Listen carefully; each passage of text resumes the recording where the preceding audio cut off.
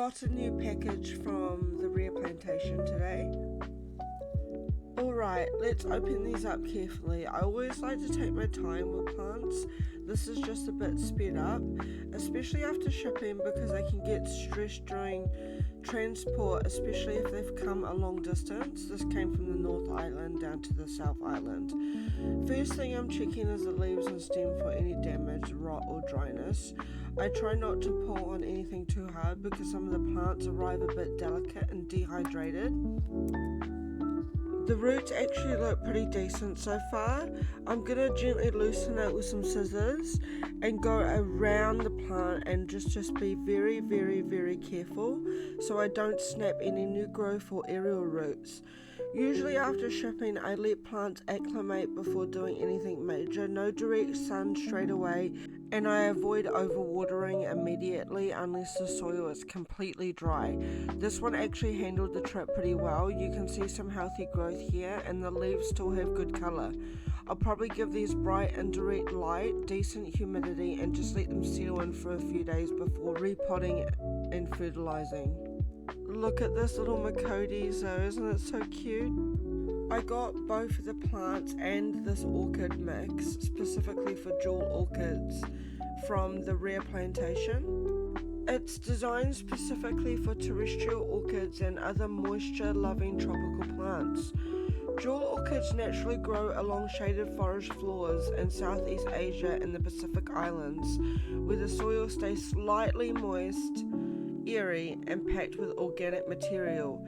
Because of that, they do best in mixes that hold moisture while still allowing airflow around the roots. This blend becomes orchid bark and free fern fibre for drainage and aeration, while cocoa coir and sphagnum moss help maintain consistent moisture levels without becoming overly soggy. Perlite, pumice and vermiculite keep the substrate light and breathable, helping prevent compaction and improving root health over time. Biochar is included to support soil structure and microbial activity, while worm castings provide natural nutrients and beneficial microbes for healthy growth. Overall, it creates a balanced environment that helps jewel orchids establish strong root systems while maintaining the humidity and moisture levels they prefer. It's a really nice option for repotting, propagating, or growing delicate terrestrial orchids indoors. Something really interesting about variegated jewel orchids, in any variegated form in fact, is that the leaves can naturally appear more curled or rippled than normal forms because variegated sections contain less chlorophyll. The leaf tissue can develop unevenly, giving them that wavy or slightly twisted appearance. Mild curling is often completely normal, especially while the plant is acclimating after shipping or repotting. These jewel orchids arrived a few days ago, and after letting them settle in for around 3 days, I decided to repot them into a more suitable mix with better airflow and moisture balance. I wanted to avoid stressing them immediately after shipping, so giving them a short acclimation period helped them adjust to new environment first. Species like Macodes petola are especially fascinating because of their reflective leaf veins that shimmer almost like lightning under light. These glowing veins come from specialized cellular structures that reflect and scatter light, helping the plant maximize photosynthesis on dim forest floors in Southeast Asia. The red stem jewel orchids are also really unique scientifically because their burgundy stems and leaf undersides are caused by anthocyanin pigments. These pigments can help protect the plant from stronger light exposure while also improving light absorption in darker environments beneath the forest canopy.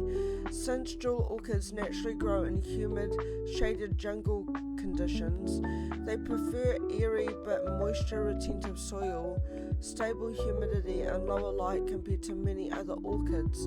Their velvety foliage and glowing veins are basically adaptations for surviving in low-light rainforest environments, which is what makes them look so unreal indoors. I also got a package from a little shop of horrors, which is in New Zealand, and I got the Humpty Doo sundew. It's like a little dew-like plant, but the Humpty Doo sundew is one of the coolest carnivorous plants because even after flowering it can continue growing and producing more sticky trap if kept healthy. Unlike some shorter-lived sundews, these tropical Australian types are usually perennial, meaning they can live for years under the right conditions. What makes sundews so fascinating is that the sparkling droplets on the leaves aren't actually water. They're sticky mucilage used to trap insects. Once an insect gets stuck, the plant slowly digests it to absorb nutrients like nitrogen, which helps it survive in nutrient-poor soils where other plants struggle. The Humpty Doo forms are known for producing impressive dew coverage, fast growth, and tall flower stalks. Flowering is usually a sign that the plant is thriving under strong lighting and proper conditions, rather than a sign it's dying.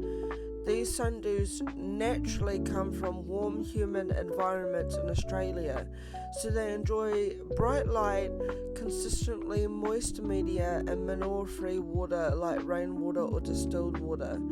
Watching them grow is honestly unreal. They look covered in diamonds under lighting, but every sparkling droplet is actually part of a highly evolved carnivorous trapping system. And we're going to look at the Monstera monkey mask round form, known for its iconic fenestrated leaves. This tropical climbing plant comes from the rainforests of Central and South America. The round form variety has more rounded fuller leaves compared to the narrow form, giving it an extra lush jungle look. As the plant matures, the leaves develop more natural holes called fenestrations. These aren't just for looks. Scientists believe they help strong rainforest winds pass through the leaves without tearing them apart, while also allowing light to reach lower leaves in dense forests. Monkey masks love bright indirect light, warm humidity, chunky well-draining soil, and something to climb for larger leaves.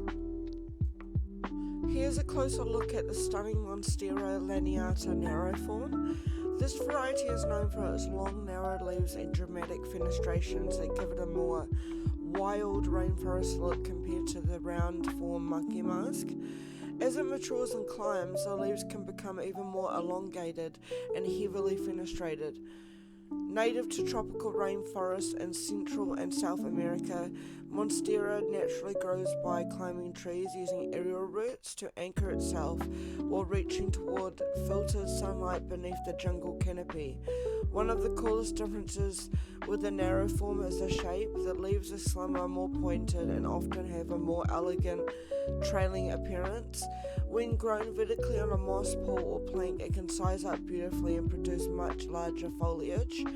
The laneata loves bright indirect light, high humidity, warm temperatures, chunky airy soil mixes, and climbing support for mature growth.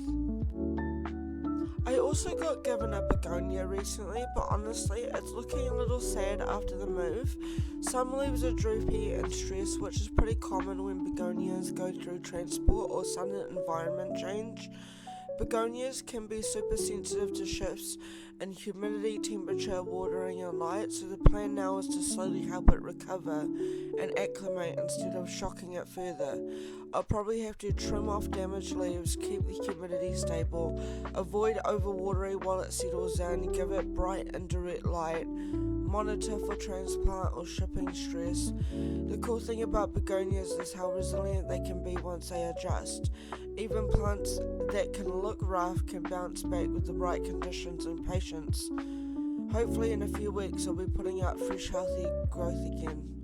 I also got given a caladium, and compared to the begonia, this one is doing much better already. The leaves still look vibrant and healthy, and it seems to be handling the environment change way easier.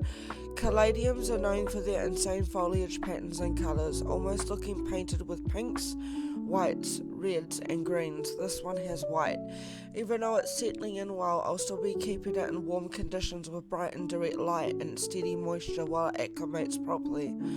One cool thing about caladiums is that they grow from tubers and naturally go dormant during the colder seasons. Sometimes people think the plant has died when it's actually just resting before pushing out new growth again later. Definitely excited to see how this one grows out compared to the begonia recovery project. This is my tiny but deadly cherry blossom Pinguicula, a carnivorous butterwort with soft pink flowers that look almost unreal. While it looks delicate, the sticky leaves underneath are actually trapping fungus gnats and tiny insects for nutrients. These little pings love bright indirect light, mineral-rich soil, and pure water. Honestly, one of the prettiest carnivorous plants you can grow indoors. Cute flower, silent hunter. And these are two more beautiful Pinguicula varieties, the Pinguicula murinensis Huajua Pan and the cherry pink Loiana hybrid. These are so pretty. The murinensis Huajua Pan has gorgeous purple pink flowers and glowing green leaves, while the cherry pink X Loiana hybrid can develop amazing pink reddish tones under strong lighting. I love how these pinks look like tiny flowering succulents while secretly being little predators. Definitely some of the prettiest carnivorous plants, honestly. Here's two more, the Morinensis superba and this other one called the Pinguicula Wessa X Imaginata.